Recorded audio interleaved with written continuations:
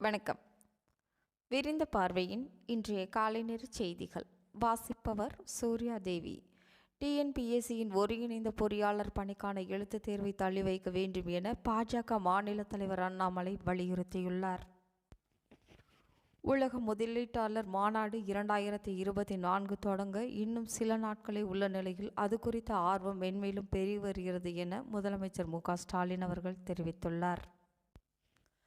10 IPS அதிகாரிகளை டிஐஜியாக பதவி உயர்வு செய்து தமிழ்நாடு அரசு உத்தரவிட்டார். கருப்பு எம்ஜிஆர் என புகழப்பட்ட புரட்சி கலைஞர் விஜயகாந்த் மறைந்துவிட்டார். விஜயகாந்த் காலத்திலேயே கழுதை தேய்ந்து கட்டெரும்பாகி போன அவர் உருவாக்கிய தேமுதிக இப்போது பிரேமலதா தலைமையில் என்னவாகும் என்பதுதான் அரசியல் களத்தின் விவாத பொருளாக உள்ளது. அதிமுக பொதுச் செயலாளர் எடப்பாடி பழனிசாமி மற்றும் அதிமுக மாஜி அமைச்சர்களிடையே சமீபத்தில் நடைபெற்ற சந்திப்பு ஒன்று அக்கட்சி வட்டாரத்தில் புயலை கிளப்பியுள்ளது. லோக்சபா தேர்தலுக்கான இந்தியா கூட்டணி கட்சிகளின் தொகுதி பங்கீடு ஒவ்வொரு மாநிலத்திலும் பெரும் குழப்பத்தை உருவாக்கி கொண்டிருக்கிறது.